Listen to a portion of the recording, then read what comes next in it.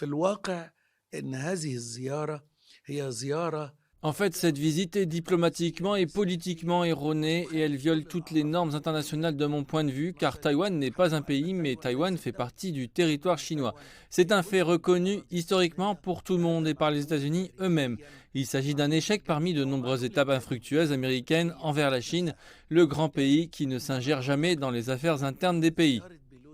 C'est une ingérence flagrante dans les affaires intérieures de la Chine, qui est un pays souverain où le système est basé sur le principe un pays et deux systèmes. Et cela ne permet pas à Taïwan d'avoir autant de manœuvres. Je pense aussi que conclure cette visite dans le cadre d'une tournée asiatique, c'est un mensonge flagrant, car Pelosi n'a pas besoin de visiter des pays d'Asie et c'est une visite sans importance, que ce soit en Asie ou à Taïwan, qui fait partie du territoire chinois. On ne peut pas négliger l'importance de l'unité de la Chine qui est déterminée à préserver l'unité de ses terres. Et quiconque lit le caractère chinois sait que la Chine est un pays ferme dans ses domaines et que la Chine ne s'immisce dans les affaires de personne et ne permet à personne de s'immiscer dans ses affaires.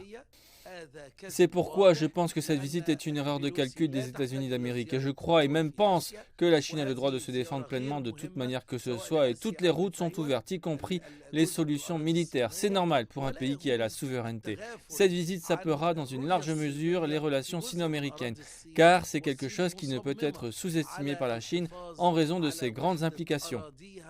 C'est pourquoi je soutiens l'intervention de la Chine de toutes les manières. Je soutiens les décisions prises par le gouvernement chinois et le dirigeant chinois Xi Jinping car je trouve que leurs décisions sont à 100% judicieuses, selon les normes internationales et conformément au droit international. C'est un droit ouvert et complet, un droit non seulement de la Chine, mais aussi c'est le droit de tout pays qui parle de la souveraineté de son territoire.